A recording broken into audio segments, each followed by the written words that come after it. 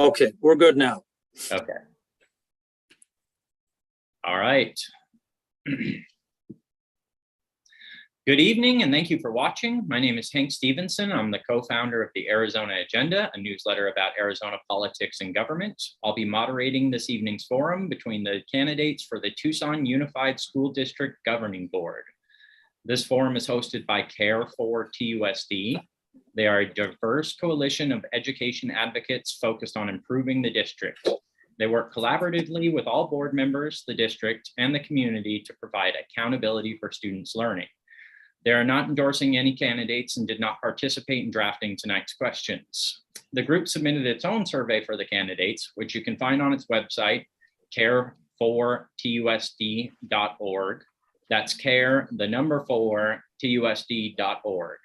This forum will also be live streamed and archived on the group's YouTube channel.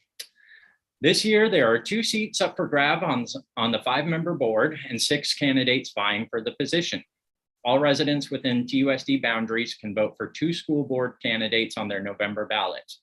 Candidates, you'll have a minute and a half for your opening statements. Then we'll move on to the question and answer section, where you'll have about a minute and a half each to respond to questions about how you would govern. We'll also do a lightning round where I ask candidates to keep their responses quick, no more than 30 seconds. We'll then move on to closing statements where you'll have about a minute to make your final pitch to voters. We are trying to stick to a schedule tonight. So candidates, I'll give you a little hand signal letting you know when it's time to wrap up your response. If you continue talking, I will interrupt you. All right, the candidates with us tonight include Brieanna Chillious, Luis Armando Gonzales, Val Romero, William Soland, and Rebecca Zapien. All candidates were invited to meet with Care4Tucson to begin the process of participation in this forum. The first step was to meet with the executive team individually and then submit answers to pre-forum questions, which can be viewed on the website. Candidate Jennifer Eckstrom chose not to go through that process and participate in tonight's events. Okay, candidates, I'll pick one of you to start your opening statements and we'll follow in alphabetical order from there. And Mr. Romero, why don't you kick us off? So is that D for the first letter or the R for the last name in the alphabetical order? Starting at random and then we'll go alphabetically. Okay, again, my name is Val Romero. Again, thanks Cares for putting this event on Zoom this evening.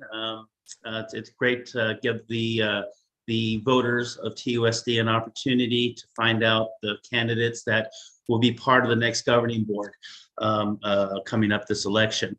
I'm a Tucson native. I am a small business owner. I own a company called Arizona Grill and Hearth. I am a proud father of one, got one daughter, and my daughter has a daughter, so I have a granddaughter, and she just recently had a little baby boy, so I'm a grandfather twice. I'm very community related. I'm participating in a lot of business organizations like Southern Arizona Home Builders Association, National Association of Remodelers I've been involved with, as well as some interior designers throughout our community. I have been very involved with my youth ministry at our church, and they've actually kind of given me a lot of light to a lot of these things, because a lot of my kids from my youth ministry, they're from junior high to high school, are in a lot in the TUSD school district. And for me, it's about looking at the issue of schools and education and the public schooling in Arizona. And I'll mention this many times, we're 50 out of 50 right now, and that's not acceptable for me when it comes to quality of schools across the nation for public schools. And I'm passionate about kids and doing something better for my community. Thank you. Thank you, sir. I'm sorry, we agreed to go by first names tonight, keep it informal. So William, you're up next. Okay. Well, my name is William Soland. I am a public defender. I'm a father. I have a kid in the district, and I'm a proud geek. If I happen to cut out at any point during the forum tonight, I apologize for that. I'll try to log right back in. the Wi-Fi where I am tonight is just not very reliable. I've already had to log out and back in a couple of times since we started. So I'm going to do my best to keep on top of things. Anyway, as a public defender, I see a lot of people come through my office who had a time during their life when if they'd had someone who's a little bit more compassionate, someone a little more caring, if we didn't criminalize youthful behavior, they may never have been facing felony criminal charges. And I want to try to dismantle that school to prison pipeline. As a father, I care deeply about my own kids, but also about all the other kids in the district. And I think right now we see several groups of kids who are at risk for being targeted by bullying or for just having a terrible time at school. I think that our LGBTQIA plus kids are in that category. Our BIPOC kids are in that category. And with the news out of the Pima County Superior Court within the last week, I think any kid who could become pregnant is in danger of being targeted by law enforcement. I want to make sure that every single kid is getting the resources that they need to grow and thrive. And finally, as a proud geek, I feel learning can and should be fun. I've always loved our public schools. Arizona is constantly taking funding away from public schools. That's why we're 50 out of 50, as Mr. Romero said. And I think we need to support our public school teachers, support our public school staff, our unions, and keep them strong. And I want to take it to the legislature and demand that they fully fund our schools. Thank you very much. Okay, thank you. Rebecca, you're up next. Hi, my name's Rebecca Zapien. I'm currently an educator at the University of Arizona. I work to help graduate certified early childhood teachers. That's people who work with kids from birth through age 8, so approximately 3rd grade. I currently partner with all the major school districts in Tucson. That's M5, Flowing Wells, Sunnyside, Brieanna, and TUSD. I'm a 3rd generation educator. I'm a parent of TUSD kids, and I'm a graduate of TUSD. I consider families, the students of TUSD, teachers, and everyone who works within the school system to be my colleagues. I go in and out of schools every day, and I would like to have a different seat at the table in doing work with TUSD to advocate for serving our community differently and better.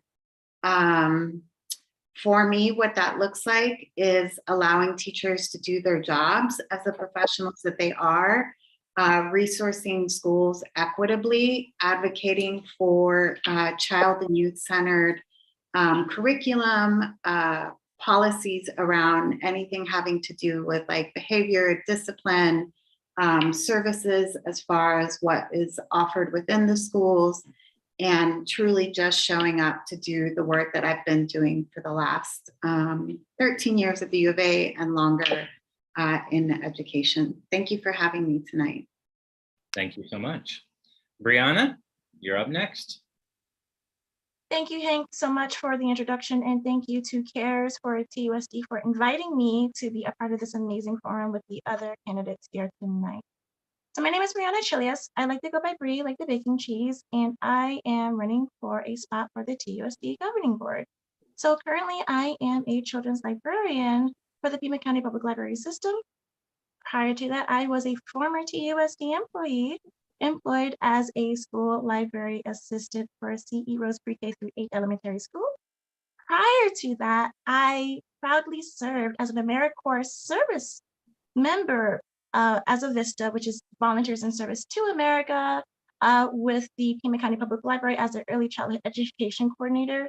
Prior to that, my initial term, I started out with the amazing early literacy organization nonprofit called Make Way for Books, where I served as their digital division specialist, where I achieved and worked to eliminate those inequitable barriers to provide access, digital access through the Make Way for Book app, and promote book sharing and love of literacy and learning with families and their caregivers and little ones. I hold a master's in library and information science. from the University at Albany. So I'm a proud Great Danes alum, and I am looking to serve on the board. And the reason why I am running is because if the district had done what it was supposed to do, I would not even be here. There is a huge deficiency in not equitably staffing and retaining the teachers and the staff needed to fill all 86 schools within the district. So I did not want to leave my kids because I was their school library assistant. And I feel it is necessary to have fully staffed, aside from retaining teachers, nurses, school psychologists, not police force, not police presence on our campuses, advocating for actual school-based mental health presence and psychologists available to tend to the needs of the mental health needs of the communities. It's not just the community that we're serving, and it's not just a place where students are just going to school. It truly is a family, and it truly is a community base where we foster that sense of belonging and community for our students. And so, as I said before in my other forums, I'm doing this for my kids, and it'll be a special gift if I were to win one of the seats for the school governing board within TUSD district. So thank you for having me, and I'm looking forward to having this discussion, and I will not be demure in my responses in tonight's questions. Thank you very much. Thank you, Bree. And Luis, finish us off. Thank you. Thank you very much, Care, for putting this forum together. I've lived in Tucson all of my life. I followed TUSD throughout the years and years. I'm not new to the politics of Tucson. I served in the Arizona State Senate for 4 terms, all of those on the Education Committee. So I understand what that process is legislatively. And I think I bring to the table that experience of how schools are funded, how laws are made, how they're changed, and how we can impact the lives of our children. I have a deep passion for student success. This is why my slogan is students first, always, and that's what it ought to be. I served in the Pima College Board of Governors for 1 term. I understand what it is to put together a pipeline of students to the community college system so that they can either go to a career field or a 4-year institution. I have a great deal of experience in parliamentary procedure. If I get elected to the board, I don't have to go through an OJT to learn process and procedures. So I feel I'm well qualified to come and bring in a voice of reason to the board. It's facing a number of issues that need to be addressed. There are some very good things going on at TUSD, and there are some things that are not so good. And so we need to take a step backwards, evaluate ourselves from within, and then move to make things better for students and teachers and staff. Thank you. Thank you, sir. All right, moving on to questions. All right, our first question tonight is if you could pass one single policy other than pay raises to improve teacher retention in the district, what would that policy be? And William, start us off. So I think that the number one thing that we would have to do to improve teacher retention, apart from pay raises, I mean, the easy answer is to increase benefits, obviously, but I think that's not in the spirit of the question. Obviously, teachers are going to stay with TUSD more if they feel like their healthcare needs are met, if they feel like their child care needs are met. But the obvious answer to me is that for retention, we need to know what the problem is. So we need to make sure that at every single board meeting, the teachers are getting heard from. You know, we hear from the administration at every single board meeting, and we can hear from a call to the audience at every board meeting. But I think there needs to be time set aside at each meeting for us to hear from the collective bargaining units that represent our teachers, that represent the workers in our schools, that represent, hopefully soon the substitutes will be able to form a collective bargaining unit as well. But the problem comes when employees are being ignored and their needs aren't being heard. I've worked in a lot of high passion, high burnout jobs. The issue is never that people stop caring. You know, public defenders don't quit because they stop caring about people's rights. Teachers don't quit because they stop loving their kids. In fact, I think Bree is a great example of somebody who really loved working in public service, and the funding went away. And she's fighting. That's a great thing. And I think that listening to people and listening to what they have to say, we're going to stop problems before they start. We're going to be able to retain our teachers. Okay, thank you. Rebecca, same question. Do you need me to repeat it? No, if I, as I say to my students, if I had a wand, I would actually pass a policy that would do away with standardized testing. As I've talked about in other forums, and I will talk about probably tonight, and I will refer to things that my colleagues here who are also running, nothing is not interrelated. And so I think doing away with standardized testing allows us to do so much more. It allows us to do away with some of the pressures that teachers and educators in schools are enduring, and part of the reason that their job brings no joy. It does away with normalizing things that fall into line with the school to prison pipeline. It does away with the amount of money that gets spent on those things. So then we could bring Bree back into the mix. We could bring in counselors into the mix. We could bring in school psychologists. We could staff our schools so that more adults are around to help serve the needs of the school and the students that they serve. So across the board, that's an easy one for me. It does feel like I would need a magic wand to make that happen, because so many things are reliant on standardized testing, which includes funding from the feds, fundings from our state, but that would be my number one go-to. Okay, thank you very much. Bree, you're up. Thank you so much, Hank, and thank you for using my nickname. I love it. Let's go with that. That's a really easy answer. So besides the pay that will actually retain and keep our teachers, I would say we need to have some form of a protection for our teachers aside from the students. There are numerous accounts of teachers across the country that are leaving the district, the profession altogether. Over 270 teachers of this year alone have left the district.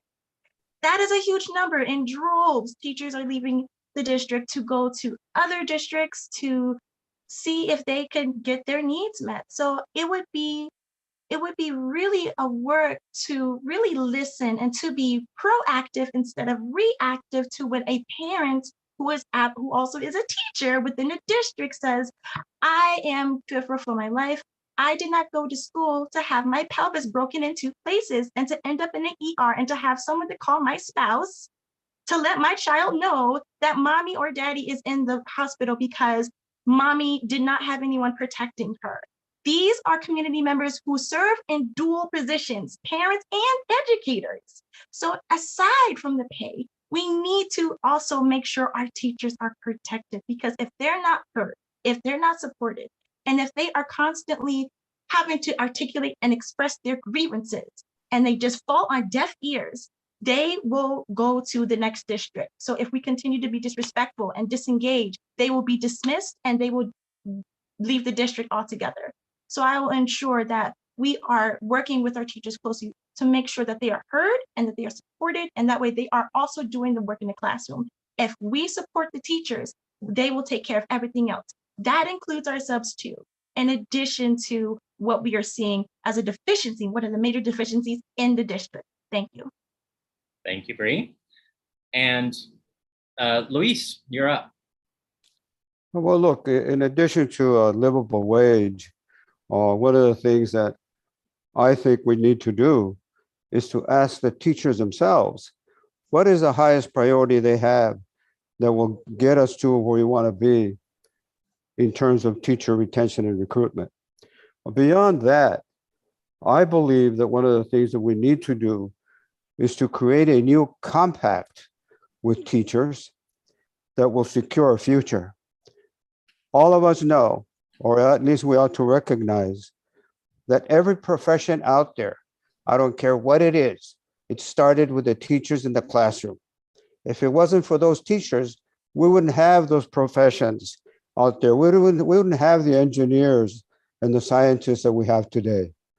And so we need to have a new compact that values teachers, that tells us this is what we need to do to make sure that we attract the best and that we keep them in the classroom.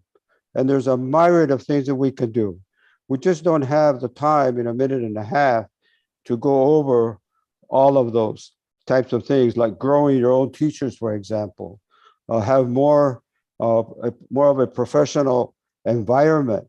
How about dealing with the development, of professional development for teachers? How about a career ladder for teachers that will help them along with the compensation packages in the future? But I think that's what we really need to do. We really need to start thinking about what we need to do that is real and is doable, and get the buy-in from the teachers themselves. They need to be at the table with us, and we need to listen to what they feel are the most important items that we need to address. Thank you. And Val, you're batting cleanup on this one. All right, so again, based on my background as being in business and owning a business, you know, when an employee or a team member, it's time for their monthly or, you know, quarterly review and things of that nature. Yes, it would be in an ideal world that there's something other than money that could be there. It could be a good work environment. It could be benefits. It could be, you know, different things that they need to, the tools that they need to succeed, more training. So there's a lot of things that can go into it, but with our current financial things that are going on within our country, the prices of everything are going on up. Ultimately, at the end of the day, the teachers are going to look for how are they going to support them and their family. So we can kind of push money off to the side, but at the end of the day, I know for an employee, if they feel that they're doing a superb job, they're busting their butt to do quality job, get good, you know, do good within the company, they want to have this room for improvement. They want to be able to make more money. They want to be able to spend, you know, that extra money to go on vacation to Legoland or whatever the case may be. I think Cedar Point was talked earlier to do roller coasters, but it's also having respect for these teachers too, because if they don't feel the respect and they're brought as equals at you know, being part of this decision, they are going to leave to different districts. So I would hate to see that. Again, Arizona, they have the highest teacher per student, 50 out of 50 in the United States, and they have the lowest teachers, 49 out of 50 across the United States. Those are some issues that the district is going to have to address and focus on policy and figure out what we need to do to get them on a level playing field to help retain. So we do have quality teachers within the TUSD district. Okay, great. Rebecca, you'll start us off with the next one. Is TUSD underfunded? And if so, how much more money does the district need to provide a high quality education to all of its children? Give me a number here. I think I'm going to need that magic wand again. I feel like that's an unbelievable amount of money.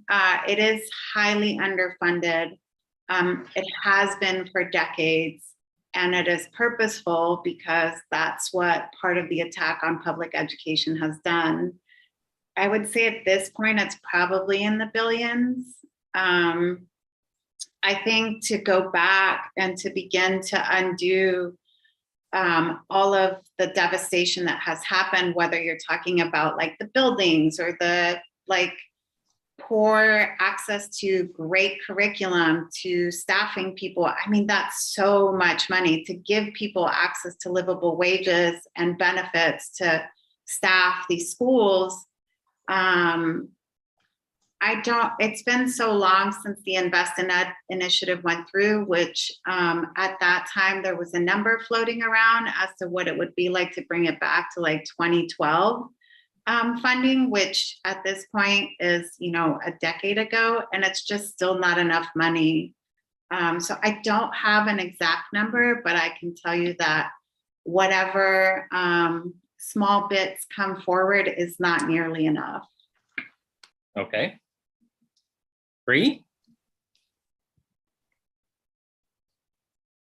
I would probably say really high in the millions. So I did some number tracking, and so I don't understand the narrative of when I hear districts or governing entities say that they have to save money, saving money for what, and what happens with that money saved, where is that allocated to? So I would say it would be in the millions. And we also have to consider, and this was not going to be, I'm going to say a lot of unpopular opinions here, but I would say we need to reallocate or divest and reinvest some of the money that we put salary SSOs or SROs in the schools, and actually use that money to reinvest into community care. That includes our students and our teachers and our other community members invested and involved in the educational process of our students. So when you're talking about the deficits and all of these other components that play a part in how the outcome is resulting in just the quality of education that the students are receiving, as well as the teachers, how they're being taken care of, we're going to probably be numeric and say probably over $5 million. I would say I'm really happy to see that the Arizona Department of Economic Security, they just invested $8 million, over $8 million for their preschool initiative. So a part of that money, $6.3 million, will actually go into retaining and actually investing salaries into the staff within these preschools, which is beautiful, which was noted in the last few governing board meetings. So I would say probably in the millions if we're going to talk about really talking about what I always said, and I said in the last forum, the salary shortage. There is not a teacher shortage. It's only a matter of actually having a conversation of willing to invest in our teachers and show them that we do appreciate the hard work that they're doing day in and day out every day through the district. So I would say millions. Okay. Luis, we've got billions, we've got millions. What do you say? Well, look, the obvious answer to this is that we need to make sure that we have enough money to meet all the needs that the district has in regards to what is it that we need. Right now, the budget for 2023 is $808 million. That's $143 million more than last year. So one of the first things we have to do is to determine where the priorities are within the budget that we have available. And then we need to go to the legislature and say, hey, get rid of the spending limitation that stops us from the ability to spend what we can spend. And then we need to say, look, this aggregate limitation that we have simply doesn't work for all the school districts in the state of Arizona. It's not just TUSD. It's all of the districts. So to put a number on it and say, this is a number of millions that I need or billions or whatever, just doesn't make sense because we don't know what that number is. What we do know is this is a great need out there. And we need to make sure that we find the way to raise the funds that we actually need. And the number one priority is to get rid of the spending limitation, period. Thank you. Okay. Val, do you have a number? Like Louis says, it's hard to come up with a number again, as in being in business. If you have a budget, you need to find out where this budget needs to be successful. And when you do analyze budgets, you have to look at some things where things are going to have to be cut. And it will have to be a lot in different administration costs as well, to if that's what needs to be done. If there's failing systems within the governing or within the district, we need to find out what's working, what's not, and allocate funds where it's going to be better used for the district. I know just recently I read something in the Daily Star that this year the taxpayers are paying $63 million because of the DSEG that TUSD is still under, and we'll be paying a $63 million a year until we get out from underneath that.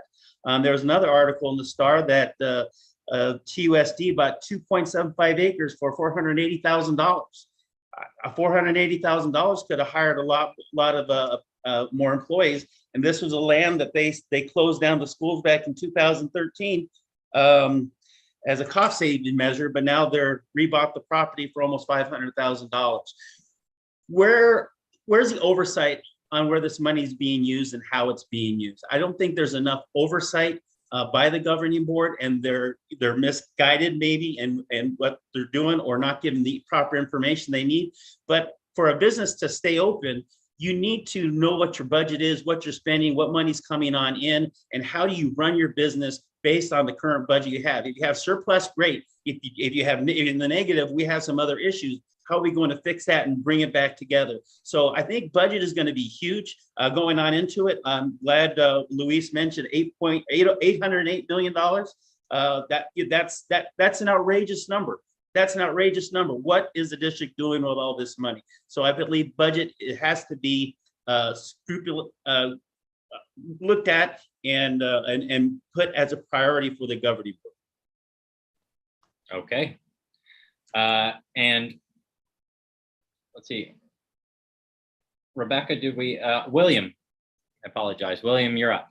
Thank you. And I just, on the last point that Val made, I'm pretty sure that what I heard Luis say was 808 million with an M rather than 808 billion with a B. Yes, sorry. But so that I think that if schools had $808 billion, we probably would not be having this conversation. That sounds like Rebecca got her magic wand and everything's cool. But you know, Val did mention Legoland earlier. That's where I'm physically right now, in the Legoland Hotel, which means that in the last couple of days, I spent about a full working day's worth of time with a first grader in the back seat of a car. And the most common question I got was, are we there yet? And of course, what I wanted to say in response was, we'll get there when we get there. And that's kind of how I feel like this question builds up. I don't know the exact dollar amount because there are so many different factors. When we have teachers who are paid enough to actually live, who have the benefits that they need to feel supported in their life, when we have enough buses so that we don't have constant complaints from people about having to run across busy streets in order to get to their bus stop in the morning, when we have schools that are safe, when we have lunches that can be provided to kids without cost. You know, when we had the free school lunch program during the pandemic, that was a huge boon to so many kids. And it, you know, it's gone now. And, you know, I listened to a board meeting where Sadie Shaw raised the possibility of, could we maybe keep this going instead of raising prices? And she was the only board member that I could tell that seemed interested in pursuing that line of thought. I think that's a shame. We need to make sure that all the kids are safe. We need to make sure that they're learning on a full stomach. We need to make sure that they have the resources, have the counselors, have the social workers that they need to succeed. We need to make sure that the arts are treated as essential and not as a luxury. When we've reached all those points, that's when we'll know we have enough. Okay. Then we'll be there. All right, Brieanna, you're going to start us off with the next question. And I want to ask, does TUSD deserve to attain unitary status and get out from the court supervision in its long-standing desegregation case? Has it done the work to truly remove the vestiges of racism? And why or why not? Thank you so much, Hank, for the question. I don't think so. I think there needs to be continuous oversight if we're going to talk about accountability and transparency in the district. So a lot of the things that we want to have in order to have that established transparency, or to like have that oversight, the conversation around the particulars around the GSEC case, around specifically the post-unitary status plan, is that we need to have our people, we need to I would say, recruit and retain community members to form like a neutral community committee. And what I mean by that is we are able to have invested community members come in, and they will hold the board, will not only hold the board accountable, but will work closely with the board to come up with innovative solutions, strategies in order to really help meet the needs of like the pressing issues that community members are facing. And of course, we have to remember, and I'm probably going to sound like a broken record in tonight's forum, but we have to reflect the reality of the world that we live in. What do I mean by that? I mean that we need to be cognizant and be acutely aware of the very diverse array of needs that our community members have, whether that be neurodivergent, intellectual, informational, physical. Everything is encompassed in working with this community that they keep in mind as the board works with them to maintain and hold accountability. And accountability is a very huge thing because they will look to us to be responsible for anything that may happen. That is true as we are working towards more uniform actions. So I would say just no, the answer to your question, but I want to come in with a solution, a resolve that if we were to have like neutral community committee members involved, recruited from the community and to work closely with the board, we will have reached some form of accountability, including spotting issues and deficits that are present via, trying to come up with a solution with like maybe trying to apply an anti-racist lens and training and services. Thank you. Thank you very much. Luis, same question. No, of course not. Look, my personal opinion of this whole thing on the ruling is that the court got tired of participating with an administration which at every turn was fighting back, was not collaborating, was not cooperating with the courts on all of the items that they were pointing to that needed to be fixed. The court just basically got tired and said, look, we're going to pass this on to the governing body to do the monitoring now. So what do we need to do? That is the question. And the question is, how do we as a governing body monitor the post-secondary unit status plan? And the idea that Bree just brought up is a very good idea. We need to bring in all of the stakeholders on the table. We need to have community members. We need to have teachers. We need to have students. We need to have legal people and the administration together to put together a committee with some teeth in it and that it directly reports to the governing body. Let me emphasize, the administration must be a support staff. That should be its role. It should not have any voting status on such a committee. If I get on that board, that's one of the first things we're going to address. If I'm able to get the other board members to agree. That is very, very important to do. We need to have a monitoring body that is unbiased, that looks at the issues, that makes sure that the board gives it the ability to have unfettered access to the information without holding anything back. That's what we need to do. It needs to be an advisory to the governing body. And as I said before, it needs to go on a directly report to the governing body itself without interference from the administration. Okay. Val, same question. So I'm very Luis's passion right there was awesome. So I totally agree with a lot that Luis was saying. I think the biggest thing is we need to have an oversight committee. We need to ensure that we get this DSEG from underneath us. This was going on since, I remember 1974 or 1978. This has been going on way too long. Our past administrations and our past governing boards, I'm not sure if they haven't taken this serious or why it's not, done. It should have been done a long time ago. Putting together their committee that does the oversight, a committee that can help ensure that the rules and regs are followed so that we can put this behind us and move forward and focus on new programs and different things. There's a lot of things I think the next governing board is gonna be up against. And whoever the next two on this board, of course, I'm hoping one of them is me.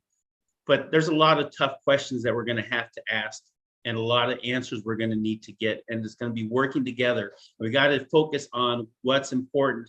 Like Luis said, students, first, education, when a lot of our kids are not learning at grade level come third, fourth grade, the district's been, letting our students down. So we've got a lot of things going on, but for sure, we need a oversight to ensure we get DSEG out from under us. Okay. William, same question. Do you need me to repeat it or anything? Sure, why don't you repeat it real quick? Okay. So question here is, does TUSD deserve to attain unitary status and get out from under the court supervision? Has it done the work to truly remove the vestiges of racism? And why or why not? Okay. I would agree generally with what's been said so far that TUSD has not done the work, that it needs to do more. And I would agree with the general concept of an independent committee that reports to the board. The one thing that I think we need to keep in our sights is that doing the work is not, it's not something that's necessarily ever going to be just 100% complete. And we need to keep our eyes on that. I tend to think of, as a white person in this society, there are certain things that I don't notice until they're pointed out to me. Certain, unfairnesses, certain injustices. And I tend to think about that as sort of similar to my eyesight. There was a time when I was a kid when I thought everything was fine, and my parents noticed I was having an issue with my eyesight. And so I got glasses, and that helped. But that wasn't the end of it, because every morning I need to clean my glasses, and every few days every few years I need to go and get a new prescription. And I definitely have to make sure I put them on every single morning, or else everything I see is a total blur. And that's how I think of with this desegregation situation, is that we need to make sure that we don't become complacent. Because eventually, if you just think, oh, I've done it, I've taken care of this problem, it comes out of focus and you're no longer doing the work that you need to take care of the problem. So we need to make sure that people are actually keeping their eye on the fact that racism and discrimination against kids with disabilities, discrimination against people who can become pregnant, discrimination against people who have various gender identities or various orientations. This can crop up when you're not paying attention to it. So we need to keep our glasses on. This committee that we create is not going to be, open for a couple of years and done. It's going to take a while. Okay. And Rebecca, finish this off. The short answer is that no, I don't think that they've done the work. And to be honest, I think that realistically, this is something that has always and should always be embedded in the work of the board. It should be embedded in the work of the district. It should be embedded in the work that we're all engaging in. The DSEG order has been in place for so long that things have shifted in so many ways, and that includes the outside world where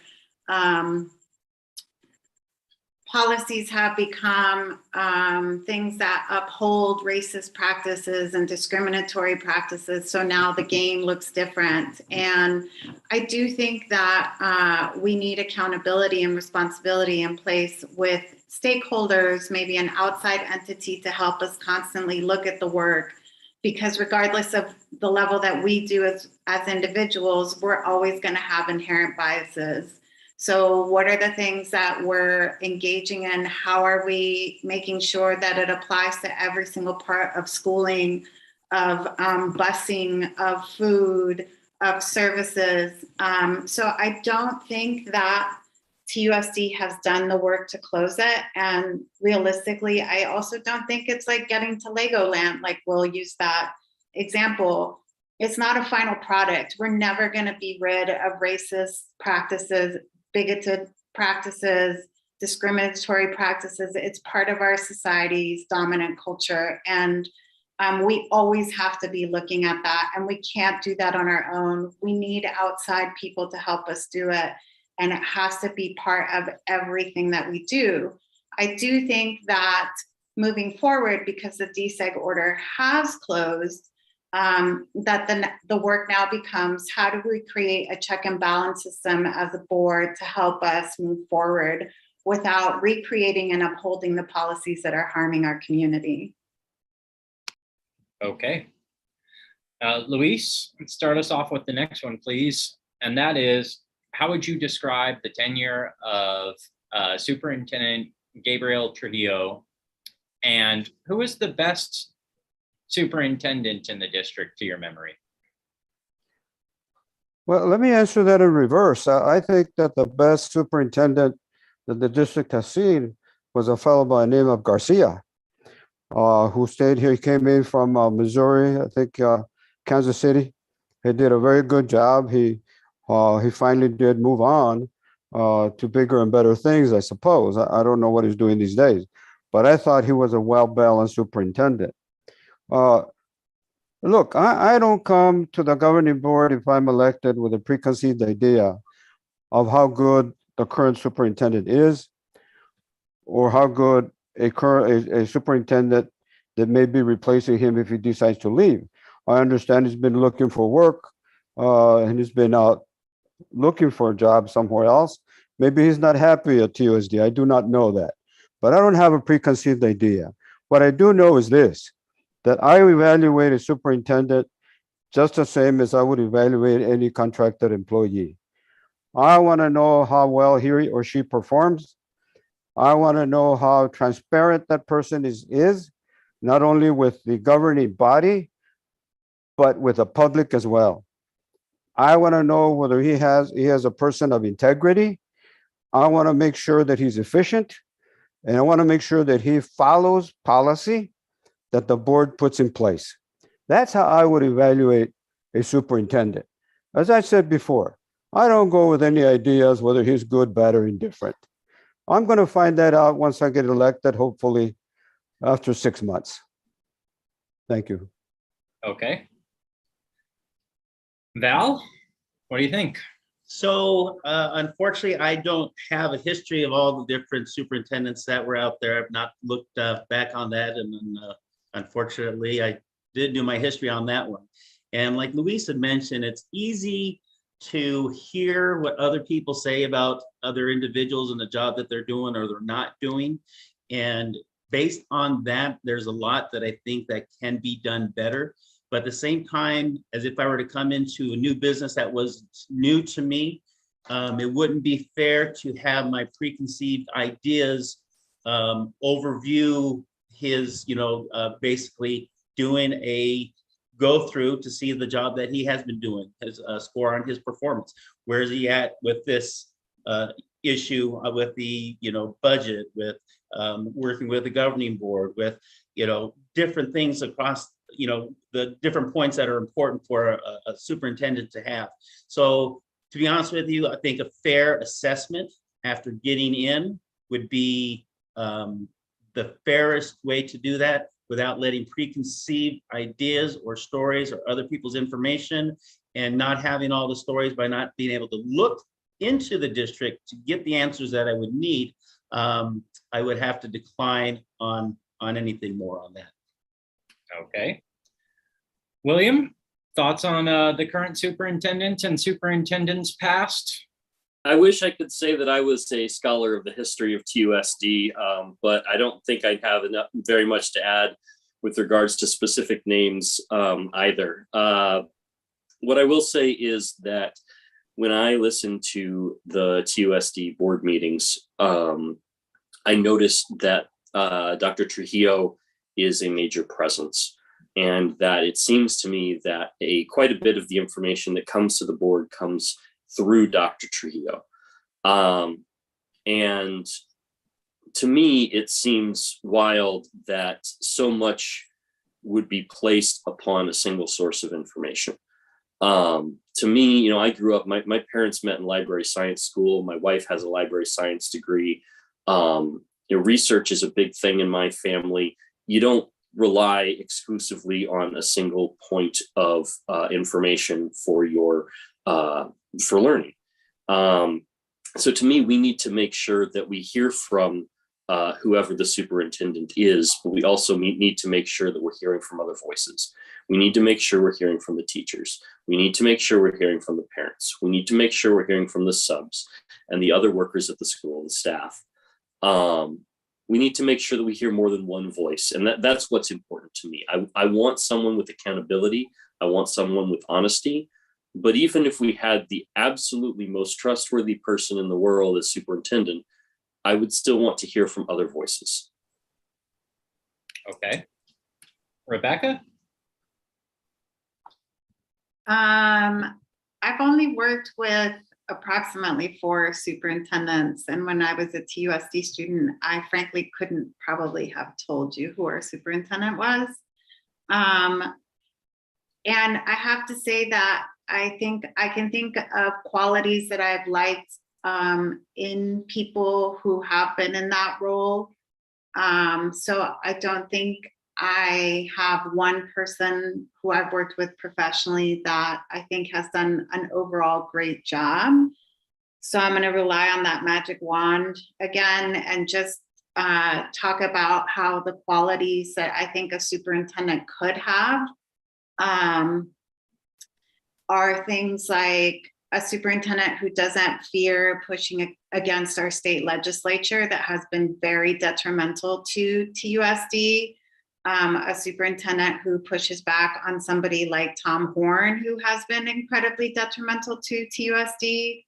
A person who stands by the student body, who is able to understand the importance of things like comprehensive sex ed at age appropriate levels from preschool to 12th grade.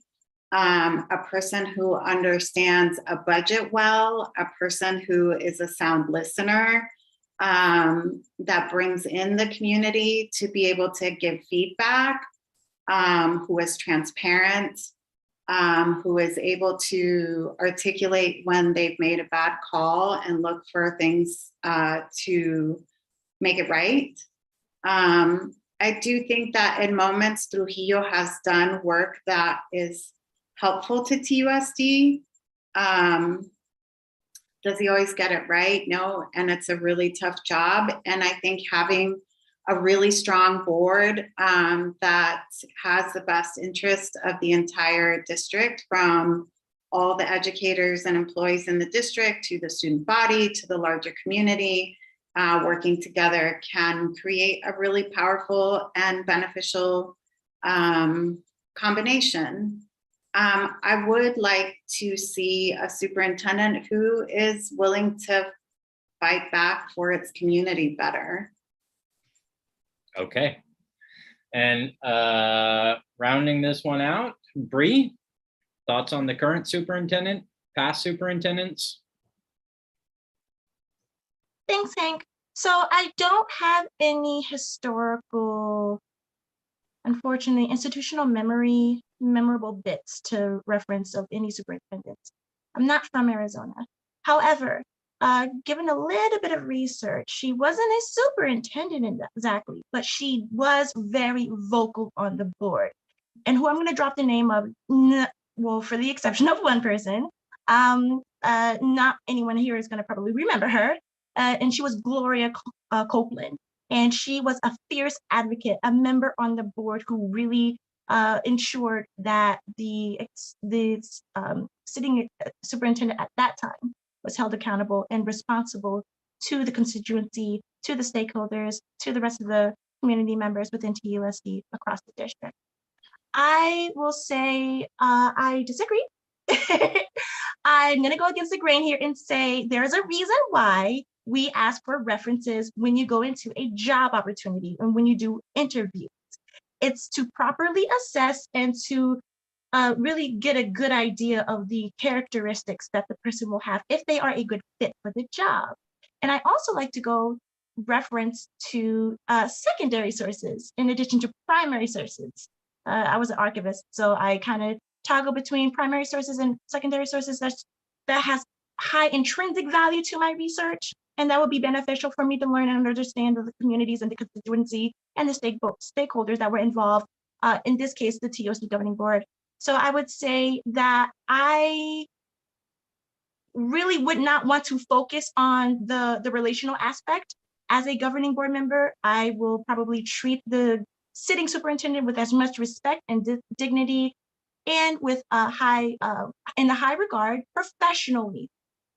I will say, going back to my secondary resources, which the archived, live streamed governing board meetings serve, a lot of people have been very unhappy with his recent decision making, not including the buy-in or the votes from the board, but you should work with the board in order to be able to show that you are on the same page in terms of like decision making, making policy addendums, presenting the information critical to our community members involved. He has not done that within the last few meetings within the last 6 months. So I would say it's very neutral in terms of assessing his performance so far. But I'm not going to really focus on that. I'm going to be really focusing on just really working together and ensuring that he is accountable, because he isn't a contracted employee of the district, but he also needs to work closely with the board to ensure that everyone is involved and everyone is not left out of the decision-making process, especially when it includes money. And also, again, accountability is the word of the word of the evening, that we are holding responsibilities and that we have that trust maintained with everyone, that includes the superintendent and the involved community members attending these meetings. Thank you. Okay, 5 candidates, and I don't know if I got one strong opinion on that question. But Val, start us off with the next one. What is the definition of critical race theory as you understand it? This is a 3-parter. So what is the definition? Does Tucson Unified teach CRT, and should Tucson Unified teach CRT? So the definition, as I know, CRT is a critical race theory. So in this last few months, as I've been running for the TUSD governing board, educating myself on a lot of these different issues, reading newspaper sources all over, getting as many articles as I can get. There was an article that I did find from the Arizona Free News, where different teachers across the state of Arizona from all the different cities and the different districts that had signed signed their name to that, no matter what the legislature or the district policies were, that they are committed to teaching CRT. Now, this list in the Tucson area was only about 60 of them. Now, this is more of the exception as opposed to the rule. So is TUSD pushing teaching it? I don't think that's the priority that they're doing, but there are people within the district that are going to teach CRT in their classrooms. Okay. William, what is CRT? Is TUSD teaching it? Should TUSD teach it? So the short answer is that no, I don't think TUSD is teaching it. CRT, critical race theory, is a high level, like law school legal framework for looking at the history of racism in the United States. And it makes a lot of points, mainly the very legitimate point that this country was founded by a bunch of white male landowners, and that has become ingrained in everything we've done. And that as a result, some of the systems that we have work against people of color, work against women, work against people who have, who happen to be homosexual, bisexual, pansexual, transgender, just by their very nature. Nobody's teaching this stuff to kindergartners or high school students. What we do need to make sure we are teaching to our kindergartners and high school students is age-appropriate real history. There have been attempts by the state legislature to ban what they're calling CRT, but the way they define it, it looks like it would take race out of just about anything. I don't know how you teach American history without race. I don't know how you teach Martin Luther King or the Civil War without race. I don't know how you teach what happened to Indigenous people and what continues to happen to Indigenous people without a frank discussion of race. I don't know how you teach American literature without race. I have not heard of the newspaper Mr. Romero mentioned, the Arizona Free News. I have no idea what its credentials are, but I'm not aware of anybody at TUSD who is teaching CRT. But we need to make sure our kids are learning real history with race in its proper place. Okay. Rebecca, same question. Same 3 questions. This is the second time we've been asked this in the last week, and I'm so glad that I'm always going after the lawyer who can properly put out and help us all understand what CRT actually is. So I'm going to piggyback off of Will again and not explain it. I don't think it's being taught in TUSD at all. I do think that what people are talking about is an attack on education that is reflective as to our racist histories. And I think we actually could teach it differently and better. And that means like full transparency. Not only were these folks who were white men that were landowners, but land was actually considered enslaved people. So if we're not able to be honest about the history of who we are and how it informs us moving forward, like how are we ever going to address the DSEG order? Like it's all tied together.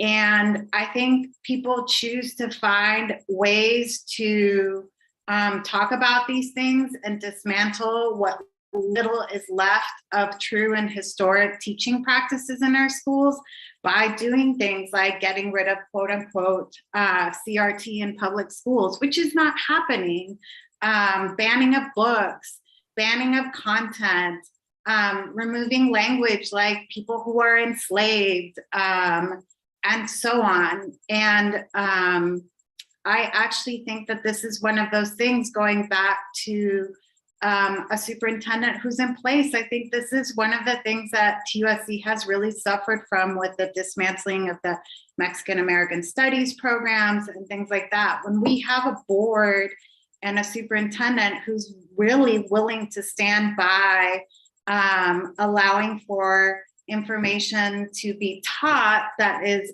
accurate, truthful, and transparent, that our kids will engage in ways to think about these things critically. So no, I don't think it's being taught. I don't actually push for CRT to be taught in TUSD, although if we had a program like we talked about last week where we had maybe some dual enrolled programs and youth wanted to teach or take, courses at a place like Pima about what is CRT, I'm all for it. But is it currently being taught in our schools? No. Okay. Bree? I'm smiling because this is the story of my life existing as a Black American here in racist white America. I just want to say thank you to Mr. Soland for giving a proper definition of what actual CRT is. And I also wanted to add in on the explanation that I really want to be careful when we say critical race theory, because now we're seeing it in forums and discussions and just within particularly the public discourse around race and slavery and chattel slavery. It's getting weaponized and it's getting very super divisive. I think there are ways in which we are seeing the pop-ups via legislation, House bills, and laws being passed from certain language being removed from items. To answer your question, Hank, I think racism should be taught in schools. And here's why. In order to know where we're going in our future, we have to understand the past. And a lot of people are operating off of this premise that, well, if I expose my children to this work, it will hurt their feelings. And it's doing a huge disservice from preventing students from learning the actual historical nuances and the historical nature of what happened in these unfortunate tragic events that happened in history. I'm going to sound like a broken record again. We have to reflect the reality of the world that we're living in. Otherwise, we will do our audiences, particularly our children and our teachers who are willing to have, who want to have these conversations and use books in particular as vehicles of conversation and for change, a huge disservice. I am also for infusing and mandating a multicultural pedagogy and a curriculum that actually utilizes supplemental materials and textbooks that will properly demonstrate the history lessons that are used, particularly authors now that are in forums, that are in conversations, authors that have the courage to speak about their truth, and the truth is within books that we can use. I defended really quickly two items of the supplemental materials item within the culturally relevant curriculum this not too long ago in July, which was The Black Kids by Christina Hammond Reeds and the Chicano movement by Macio Montoya. So it's these two items, and I find it ironic that we are preventing items being used as tools for change and conversation around the discourse around race and sex, and the also intersection of our students at LGBTQI and who are BIPOC that eliminate their existence. We need to introduce works that actually reflect the reality and the validity and the representation of our students, because if not, we eliminate the entire student and we're not focusing on their needs, including their educational journeys and their intellectual journeys in order to succeed and achieve later on in life beyond the classroom, outside of graduation. Okay, thank you. And Luis, last one on this round. Well, look, I couldn't agree more with what Ms. Chillious just said. I don't believe for a moment that anyone at the TUSD schools or in the schools is teaching what the underlying theory is on critical race theory. And that underlying theory appears to be that teachers are teaching racial hate in the schools. I don't believe there's one school that does that. The idea that you talk about our past history is bad is ridiculous. Look, we have here in our community a microcosm of what this country is all about. We have Black students, we have Native American students, we have Latino students. We have different people who come here from different countries. And there is nothing but good in teaching our children the differences in culture, the differences in language, ethnicity, and on, because it teaches us who we are, and it gives us the identity that we need as individuals. There is nothing wrong with what we're doing today in the schools to make sure that we have the proper dialogue amongst us. We're all different. We're all God's children. We all belong. We're all Americans here. And what is it that has made this country strong if it's not people of different colors? That's where we're at. If you look at the history, all the way back to the early years and the abolition of slavery, who were the Congress people who were pushing for that and who made it happen? There were Black Americans.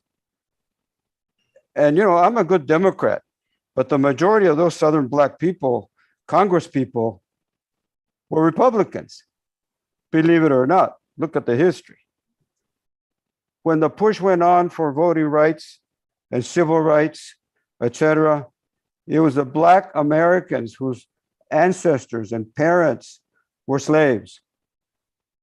There is nothing wrong with teaching history. Thank you. Thank you, sir. All right, we're running up on time here, but I'm going to try to squeeze in one more before we move on to the lightning round, closing statements, all that good stuff. So I want to ask what is your assessment of TUSD's ability to retain students? And what is your plan to ensure that Tucson kids go to Tucson Unified Schools? And I ask this in the context of not only the decade or more trend of Tucson Unified losing students to other district schools in the area, charter schools that have been popping up in the area, but now that we very much looks like we're going to have a universal voucher law allowing parents to send their children to any private school in the area. How is Tucson Unified done in retaining students, and how can it do better? And I believe, William, you're starting us off this time. Thank you. Excuse me. Yeah, I know that TUSD is losing students at an alarming rate and that we need to reach out and stop this. While the petition drive was going on to send the universal voucher expansion to the voters to have a final say, I went door to door collecting signatures from that. I believe some of the other candidates here tonight did as well, because I think that that represents a theft of students from our schools. It represents a theft of funds from our schools, and it creates huge problems in our schools. In terms of what we do going forward, a lot of this needs to be addressed at the state level.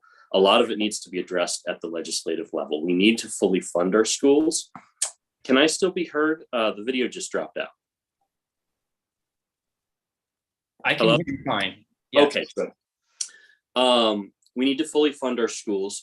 And part of that for me includes making sure that we have social workers on staff. We have very few on staff right now. I've worked with a lot of social workers when I was with legal aid and now at the public defender's office. And what a good social worker can do is not just talk to problems as they arise, but also follow up on things in a way that a lot of people do not have the time to do.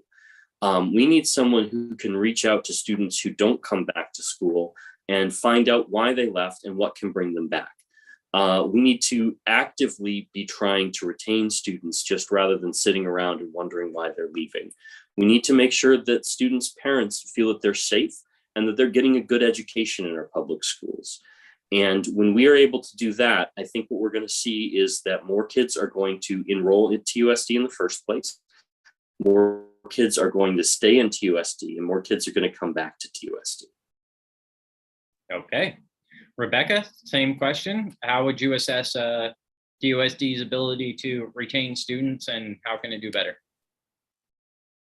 Well, given the voucher expansion, we'll see how this all plays out for every district.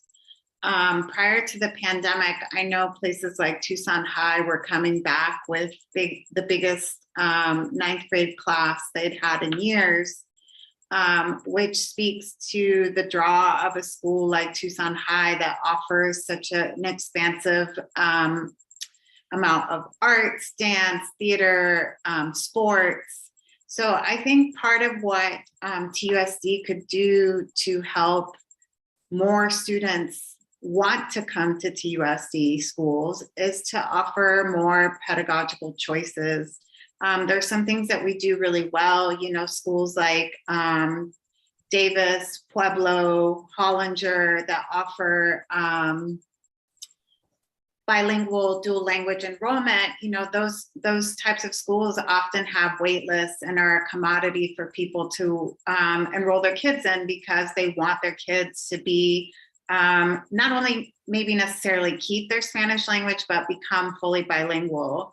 I think being able to provide opportunities for schools to meet learning needs of children and youth is really important. And I think sometimes people choose other schools outside, whether it be charter or whether it be private, because they're not getting their kids' needs met at the school that is within district. That's not to say that those things will solve everything, because as we've talked about all night, our schools are depleted in resources in so many different ways. And this voucher expansion is just going to further that. I would like to be able to think about all the things that parents share with me about why they choose TUSC schools. And I do think that, really well-staffed schools mean a lot of different things for families. And I think that although that can be things like an art teacher, a librarian, that also means monitors, people in the lunchroom, people who allow our kids to be who they are and welcome them and their families into the school. We need to become a district that is far more user-friendly, and that includes from the employees to the families who access us. TUSD, I think, is the second largest employer in Tucson. And I do think it's really, really hard to navigate. And that also turns a lot of people off. I'm out of time. Sorry, I could talk about this forever. Okay. Yeah, it's tight. Sorry, everyone. Minute and a half is hard to fit all your thoughts into. Bree, I believe you're up next. Thanks, Hank. I would say by looking at what's currently working right now, I would want to focus and capitalize on what existing programs and initiatives that are benefiting our students, that could possibly help to retain a larger percentage of those students in the district. I know one of them is school safety and student achievement. So what does that look like? I'm gonna really not focus so much on the school safety part because I'm going to go off tangent and go over my minute and a half. But I'm gonna focus on the student achievement for just for a second here. And I'm gonna say, if we had fully staffed schools, that includes our subs, our nurses, and of course, what's near and dear to my heart, librarians, or really certified library media specialists. And they play a major part in how students can really achieve great lengths within their achievement, within their academic endeavors. I had the amazing opportunity to really brush up on just the data, particularly the American Library, the American Association of School Librarians, which I'm a proud member of after I left TUSD, is that having that presence will help to really increase retention around the current existing technologies that's happening right now. Digital citizenship is one thing. We have to really cater to our students to what their needs, not just academic needs, but then also their leisure needs too. And also really fund and invest in programs that they can benefit from. STEAM is a big one, which we also capitalize on here at the library in my job, in my line of work as a children's librarian. And that can play a part also within the school communities with our students. So I believe just seeing what works, improve upon it, and really greatly capitalize on what works for our students, specifically looking at school safety and also student achievement efforts. Thank you. Perfect. And Val, I believe, or I'm sorry, Luis, you're the last one on this one. Well, look, there isn't any question that we have declining enrollment in the school district. No question at all. But you go back to the image that we project to the general public and the parents in the school district. If you look at the academic achievement numbers and the data, and this is TUSD data, not mine. We have children who are 2, 3, and 4 grades below level, below grade level. What's going on? Are we really paying attention to the needs of students to improve that? We need to improve the academic achievement. We need to fill in those gaps.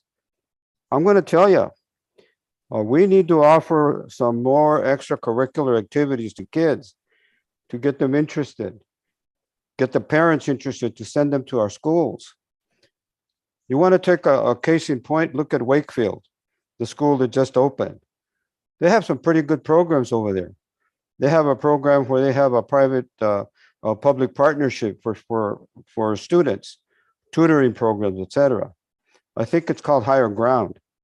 But look, we're not doing our job to allow students to learn to their highest ability. Our budgets are zero out in terms of librarians. Counselors are gone. Social workers no longer exist. There's a few far between somewhere along the way. You know, we used to have school nurses, one for every 3 schools. We don't even have that anymore. Where are our priorities?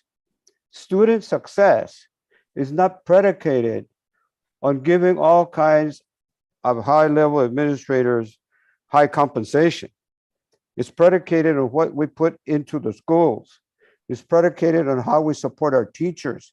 It's predicated on what it is that we're doing with the teachers who are the most experienced teachers, the brightest, that we're not putting them in the schools that are in the most need. That's what we're doing. We need to look at those programs that work and redo them in the schools that it's not working. We need to look at schools like C.E. Rose, which was a fading school and no longer is. We ought to be looking at Ochoa and Hollinger. We should be looking at Mission View.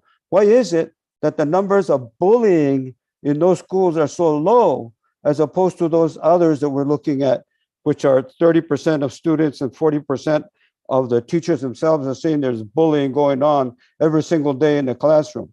What are we doing with the disciplinary policies? We are sending the wrong message. We need to get back and do it right. Thank you. All right, we're running out of time. I didn't get to answer that question. Oh, I'm sorry, William. Go ahead. No, this is Val. Oh, Val, even better. So I couldn't agree more with Luis. I think he hit it spot on. And attracting students, TUSD has a bad reputation. Like he mentioned, I was reading a stat that said 62% of our 3rd and 4th graders are not reading at grade level, which is again an issue. I've talked to some realtor friends, and they talk about when new families are moving into the Tucson area.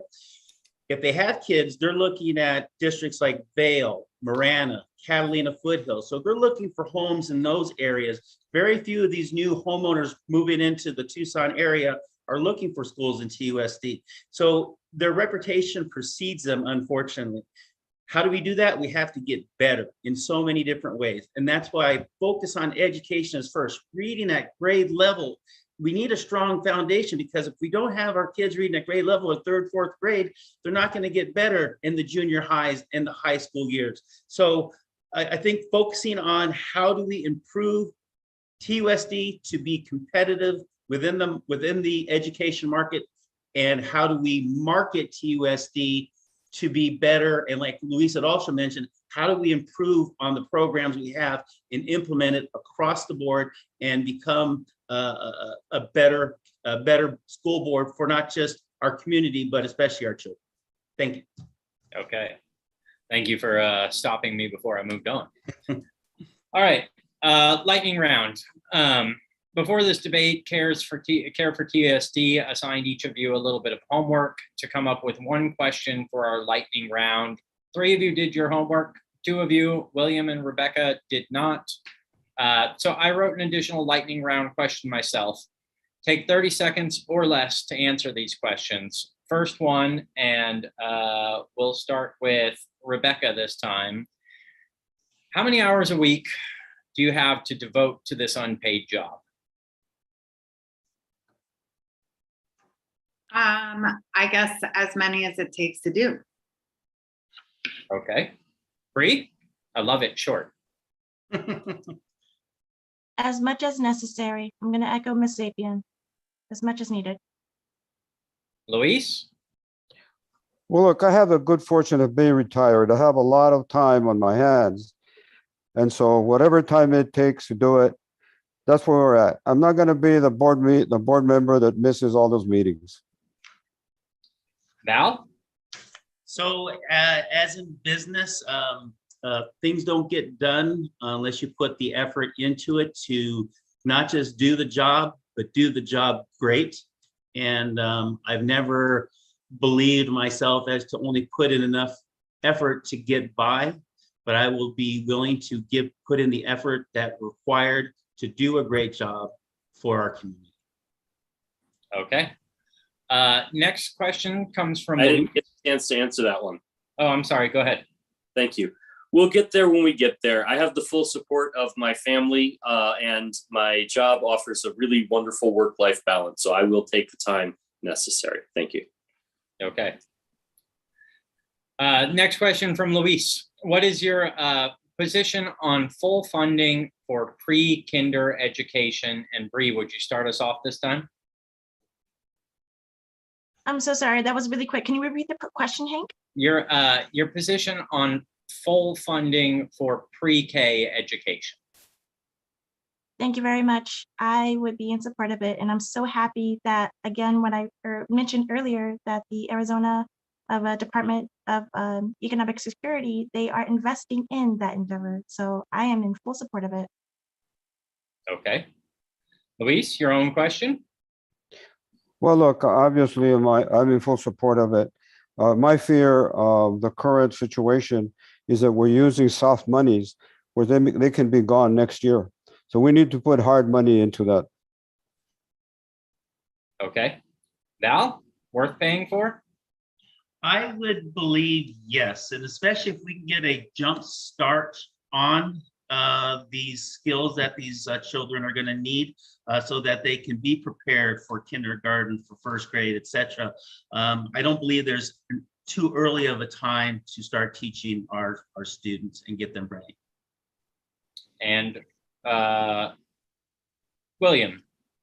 I am 100% pro. I believe that pre-kinder education gives kids a lot of great social skills, a lot of great academic skills.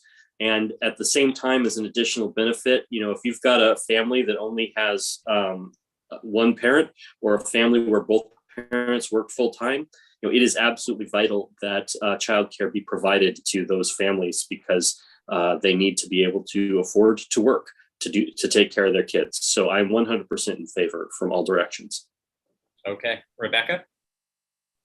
Man, as a former preschool teacher, could this not have been not the lightning round question? I 100% support preschool. I think there's a lot of critical learning that becomes really evident in kids' play.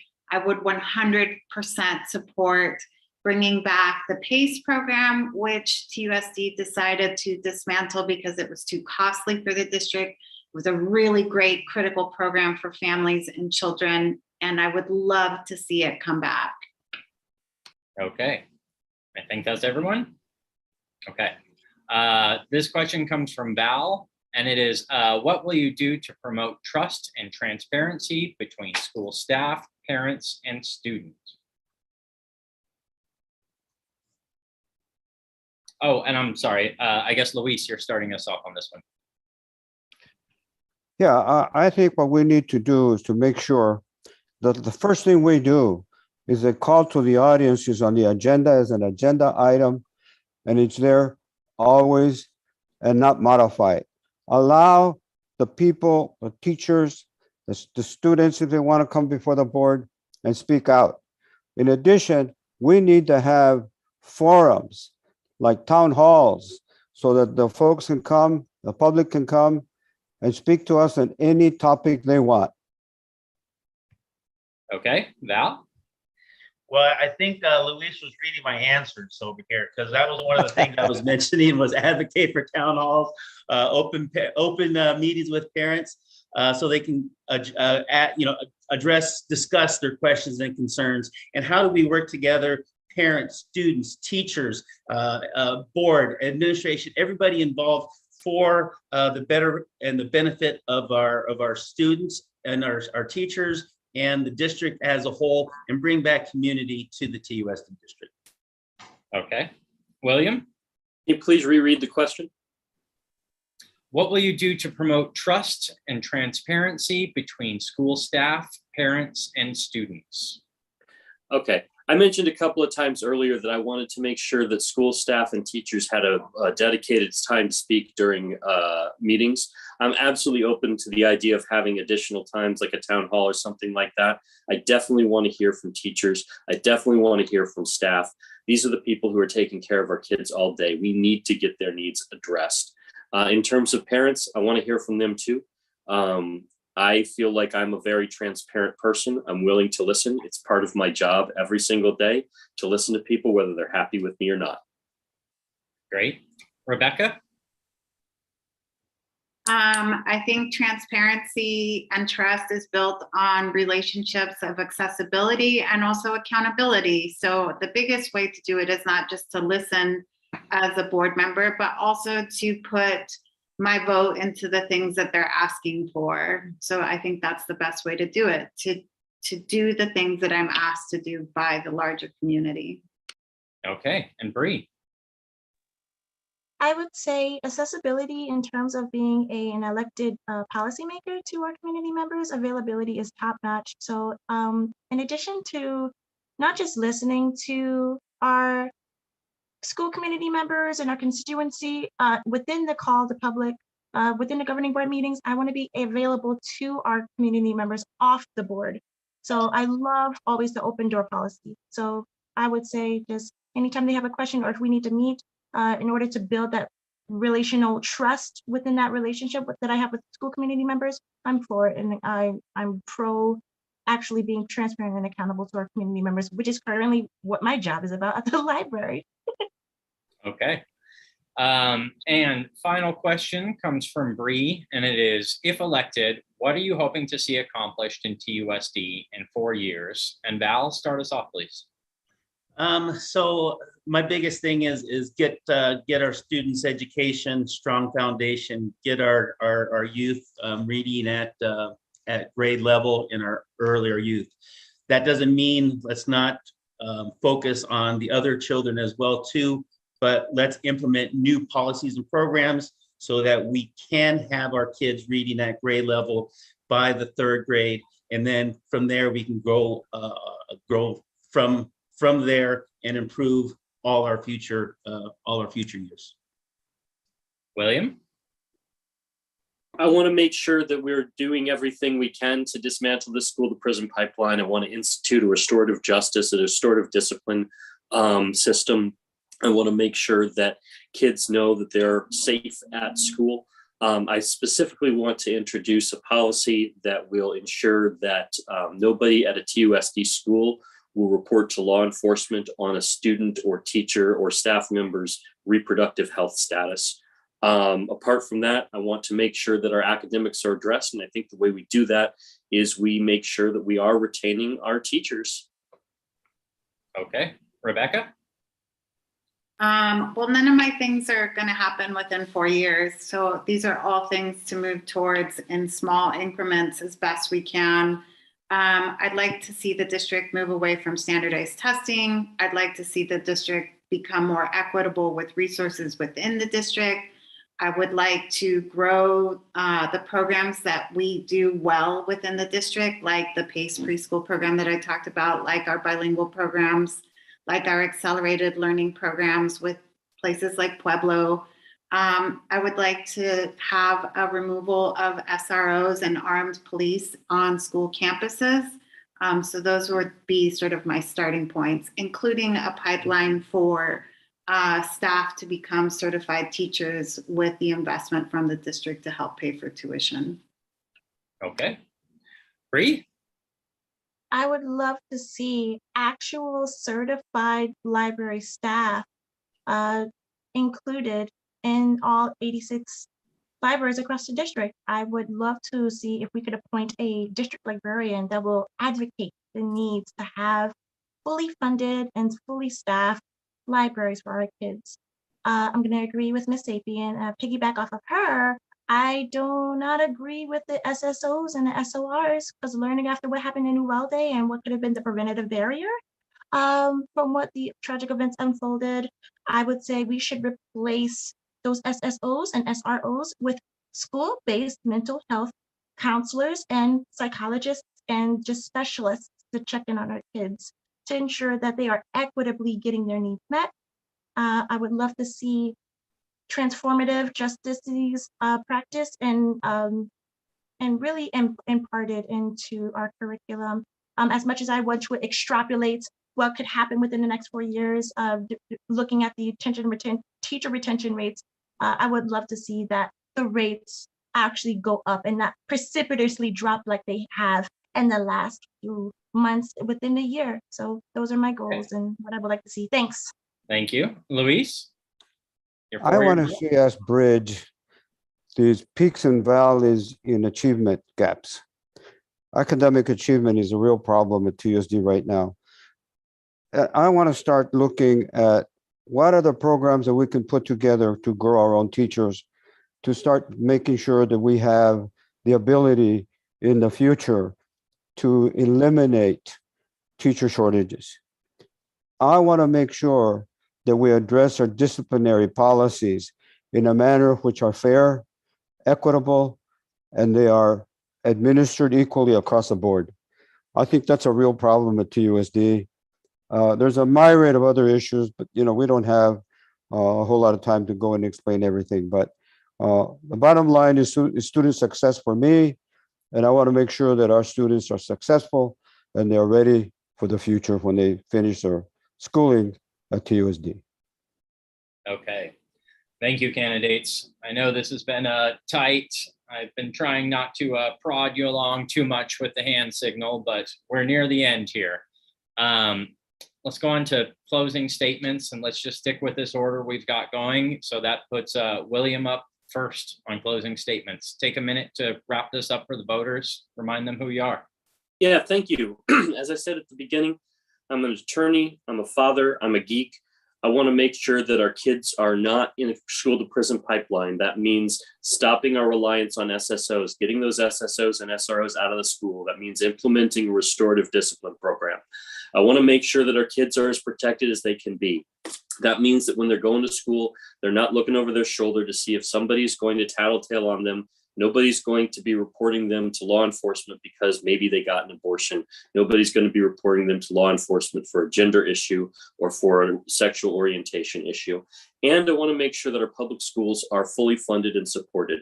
As a geek, I love learning, and I know teachers are very important. I've supported teachers my whole life, and I absolutely want to make sure that we get our teachers supported and we fix our teacher retention problem, which means, as Ms. Chillious has been saying all night, we need to fix the salary problem. Thank you very much. Thank you very much. Rebecca, your closing comments? I am here and running for this seat because this has been my life's work.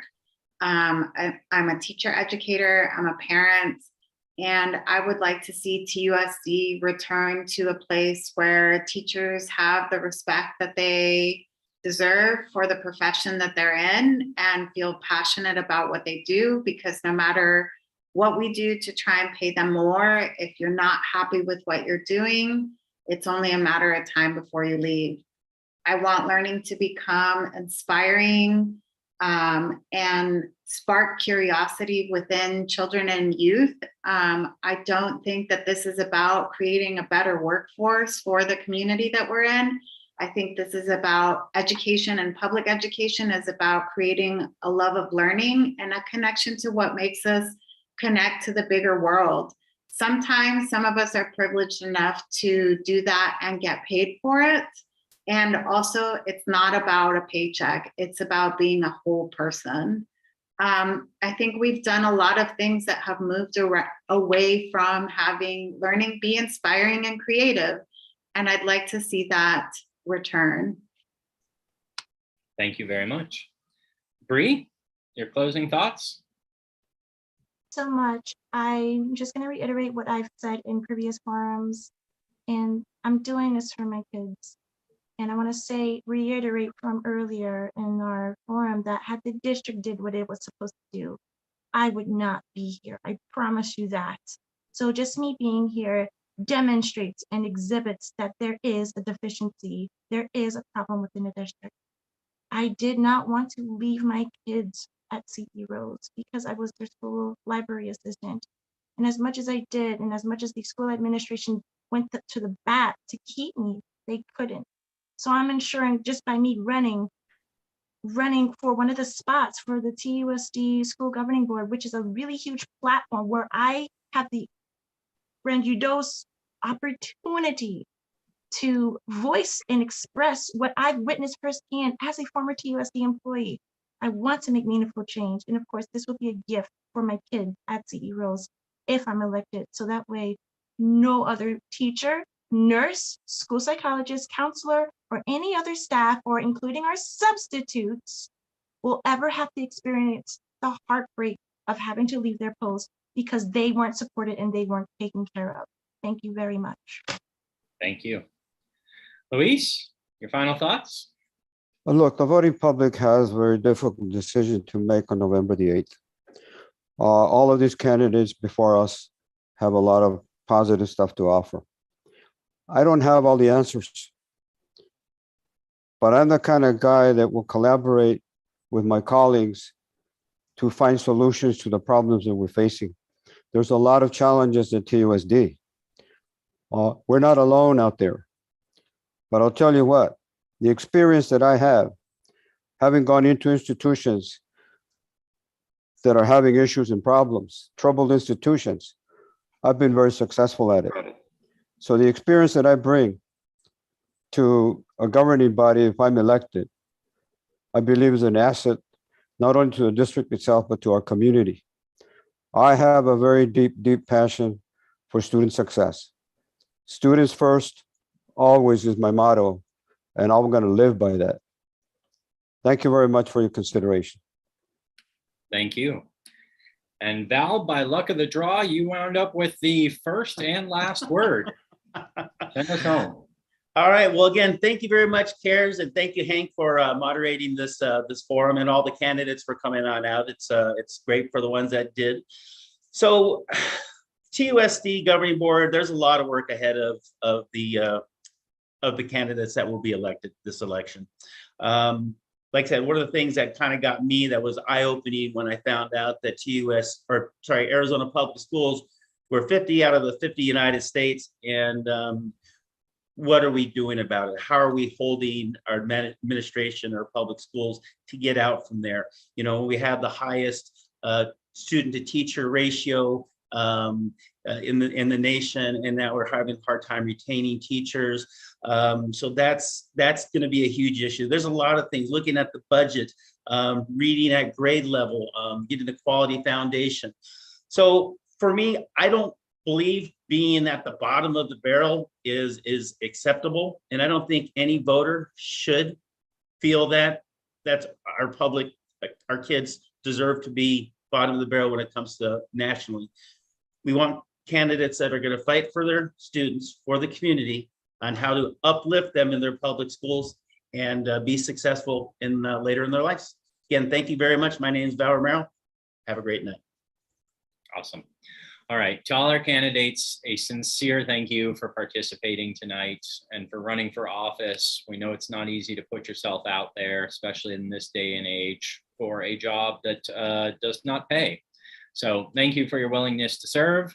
To all our voters, we thank all of you who took the time to watch tonight's forum and inform yourselves before the November 8th general election.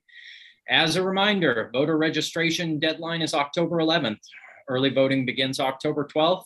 You can visit Care4Tucson.org for more information about the candidates and the group that hosted tonight's event.